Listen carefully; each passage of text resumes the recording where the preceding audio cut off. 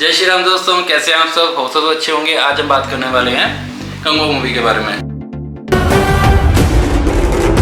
देखो, मूवी की बात करने से पहले मैं आप लोगों को एक चीज़ क्लियर कर दूं, जो भी ये मूवी देखने जाएगा दिमाग बाहर रख के जाना, क्योंकि इस मूवी को हिंदू कल्चर से या 1070 BC में जहाँ ये मूवी स्थित की गई है उससे कोई लेना देना नहीं है, ठीक है। तो ये चीज़ मैं पहले ही क्लियर कर दूं कि ये मूवी बिल्कुल 1% भी हमारे इंडियन कल्चर से रिलेट नहीं करती।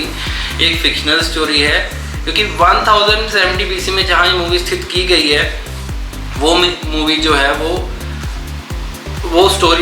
जो एरा था वहाँ पे कोई भी जंगलों में नहीं रहता था। हमारे राजा अशोक का टाइम देख लेना, महाराजा सम्राट अशोक का जिस टाइम पे अखंड भारत था वो 272 BC के टाइम की, ठीक है, एरा के थे।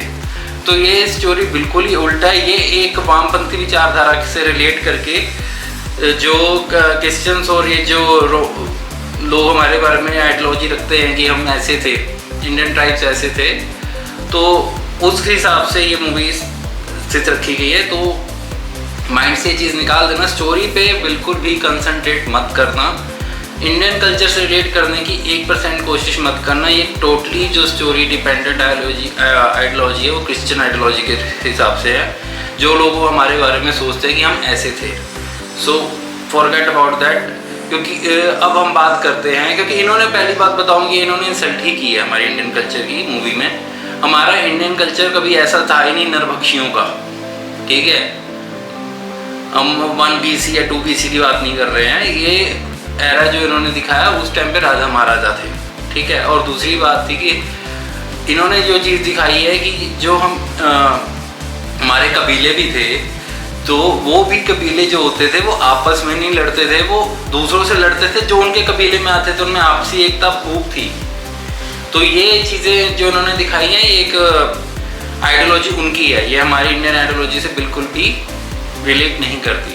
अब मूवी के देखो प्रोज एंड कॉन्स की बात करते हैं। मूवी की जो अच्छी चीज़ें मैं बताऊं वो है VFX, एक्शन, ठीक है। एक्टिंग तो देखो सूर्य की कोई कमी हो ही नहीं सकती, और बॉबी देओल मजे हुए कलाकार हैं। दिशा पाटनी, चड्डी बनियान वाली, कैल्विन कैलिंस की जो भी बोल लो वो इसलिए रखी जाती है कि बस ग्लैमर दिखाने के लिए। एक्टिंग से कोई लेना देना नहीं होता। आज की हीरोइंस का एक्टिंग का तो वैसे भी कॉन्सेंट्रेट किया ही नहीं जाता।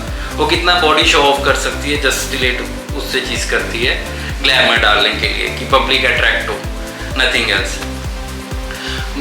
तभी तो तृप्ति दिमरी चल रही हैं, ठीक है। हालांकि उनकी एक्टिंग में जो पहले उन्होंने मूवीज़ की है वो भी वोक कल्चर वाली मूवीज़ थी। ऐसा नहीं था कि उन्होंने कोई बहुत इसी करके उनको ये मूवी मिली है, जैसे कि आयुष्मान खुराना को, जस्ट लाइक दैट। वो भी वामपंथी विचारधारा से ही चल रहा है, ठीक है। LGBTQ एजेंडास को लेके चलते हैं, तो इस करके मूवीज़ ग्रैब कर रहे हैं। तो ये आइडियोलॉजी निकाल दो कि एक अच्छे एक्टर को मूवी देते हैं जो उनकी मेंटली आइडियोलॉजी से रिलेट करता है, तो उन्हें मिलती है। चलिए मूवी के टॉपिक पे आते हैं। तो कंगो मूवी जो इन्होंने 1070 BC से 224 तक की जर्नी दिखाई है, वो देखिए, अगर मैं बात करूं स्टार्टिंग में जो आप थोड़ा सा 10-15 मिनट आपको अजीब से लगेंगे, क्योंकि ऐसे टटपुंजे टाइप की स्टोरी दिखाना ऑब्वियस सी बात है, वो हम रिलेट नहीं कर पाते। जो सूर्य का कैरेक्टर दिखाया वो एक बाउंटी हंटर का दिखाया स्टार्टिंग में मूवी के, जो मतलब कि कैदी वगैरह है, तो वो उनको पकड़ता है पुलिस के साथ मिल के, एक सेपरेट पार्ट बन के पुलिस का, जो कि उसमें रिलेट नहीं करता, जिनके पेपर वर्क वगैरह कुछ नहीं होते, जस्ट लाइक दैट। और उसके जो है दिशा पाटनी जो है उसकी एक्स गर्लफ्रेंड है, वो उसके जो हंटर्स होते हैं उनको छीनने का काम करती है। मतलब सारी मेहनत सूर्या करे और वो एंड में आके छीन के चली जाती है। मतलब एक टिपिकल सी उनकी स्टोरी लाइन दिखाई है। लव हिस्ट्री भी इतनी पैथेटिक थी कि कोई रिलेट ही ना कर पाए, ठीक है। चलो उस चीज़ को बोलते हैं। जब मूवी अपने 20-25 मिनट के ओरिजिनल प्लॉट पे आती है, तो तब इनके अलग अलग समुदायों का और एरिया का रिलेट किया जाता है कि दिखाया जाता है कि जो रोमांस हैं वो पेरुमाशी पे वो कब्जा करना चाहते हैं, ठीक है। तो उनके 5 राजा डिस्क्राइब किए गए हैं, जिसमें से एक है मंडारू, वेंकड़ू, मुकुडू और अर्थी और पेरुमांशी। 5 समुदाय और राज्य कह लो, राज्य अलग अलग से उनके समुदाय दिखाए गए हैं, जिसमें से जो मुंडारू है उनका एक आदमी जो होता है पेरुवर, जो उनके साथ मिल जाता है, ठीक है, कि वो रोमन्स के साथ मिल के कि भाई रोमन्स उसको बोलते हैं कि उनको उन पे राज करना, उनको पेरुमंशी पे राज करना है, जिनका जो मेन मुखिया है जो कंगुआ का फादर है, मेन तो कंगुआ ही है मूवी में, फादर मतलब राजा दिखाया है, जिसके बाद जो मेन जो कहते हैं ना अथॉरिटी चलती है उस राज्य में, मेन जो है कंगुआ की चलती है, क्योंकि कंगुआ उनका सबसे बेहतर कह लो राजकुमार है, ठीक है। तो ये आइडियोलॉजी जो इन्होंने दिखाई है कि जो अर्थी जो कि बॉबी देओल का राज्य है, जो कि खून और कहते रक्त से नहाना, ऐसा टाइप का उनका कल्चर दिखाया जो कि हमारे इंडियन आइडियोलॉजी से बिल्कुल ही दूर है, वो उनकी पैथेटिक सोच है। तो और दूसरी तरफ जो कंगुआ दिखाया कि वो जो पेरुमंशी राज्य दिखाया वो एक महान योद्धाओं का राज्य है, जिसमें सभी योद्धा है और जिनमें मतलब कि ह्यूमैनिटी है, बाकी सब चीज़ें हैं इस टाइप का। तो होता क्या है कि जब ये मुंडो राज्य का जो पर्सन है वो उनके साथ धोखा कर देता है, तो जब वो उनके 100 लोगों को मरवा देता है एक बार छल से, लेकिन उनमें से एक बच जाता है, और वो जाके जब कंगुआ को ये सब चीज़ें बताता है, तो होता क्या है कि जब कंगुआ को ये सब पता चलता है तो वो जानबूझ के वहाँ पे वापस से लोग भेजता है और वहाँ पे उसको पकड़ के वापस लेके आता है। और जब वो उस पर्सन को जला देता है जिसने धोखा किया हुआ है, तो उसकी जो वाइफ होती है वो भी उसके साथ जल जाती है। इस सीन में हम बिल्कुल भी एक्चुअली क्या है रिलेट नहीं कर पाते, क्यों? क्योंकि एक माँ अपने बच्चे का बिल्कुल भी नहीं सोचती और कंगुआ के हवाले करके चली जाती है। पहली बात तो जो जिसने 100 लोगों को मृत्यु के घाट उतारा है, तो मानते हैं पति से प्रेम करती है, सब कुछ चीज़ें मैं मान देता हूँ एक बार के लिए, लेकिन मैं ये नहीं समझ पाया कि पत्नी ने चलो आप प्रेम कर लो, आपने एक बार अपने बच्चे का भी नहीं सोचा कि वो अकेला पड़ जाएगा। जब दिखा रहे थे कंगुआ आपके साथ है, फिर भी आप जाके कूद गए और बच्चे को कंगुआ के हवाले कर गए। देखिए अब मैं सारी ये यहाँ से आगे की स्टोरी आप फिल्म में देखिएगा, क्योंकि अगर मैंने सारा कॉन्सेप्ट आपको बता दिया तो फिर मूवी देखने का मज़ा नहीं आएगा। मैं ये चीज़ बताना चाह रहा हूँ कि हाँ, एक चीज़ मिस होगी। स्टार्टिंग में एक चीज़ दिखाते हैं कि एक लैब है जिससे बच्चों पे अलग अलग तरह के उनके माइंड की नर्व्स के साथ कोई एक्सपेरिमेंट किया जा रहा है, जिससे वो कुछ मतलब उनमें इनह्यूमैनिटी पावर्स दिखाने की कोशिश करते हैं।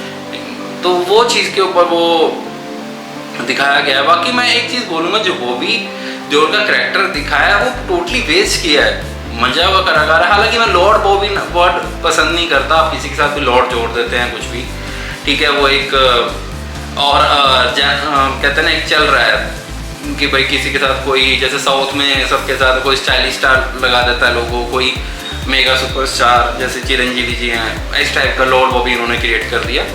तो ठीक है, बाकी एक्टर तो ऑब्वियस ही बात है मंजे में है, बट मैं इनमें से किसी को भी अपना आइडल या ऐसे प्रिस्क्राइब नहीं कर सकता, क्योंकि ये लोग इतने अच्छे रियल लाइफ में नहीं है, तो फिल्मों में तो क्या ही दिखाएंगे, ठीक है ना।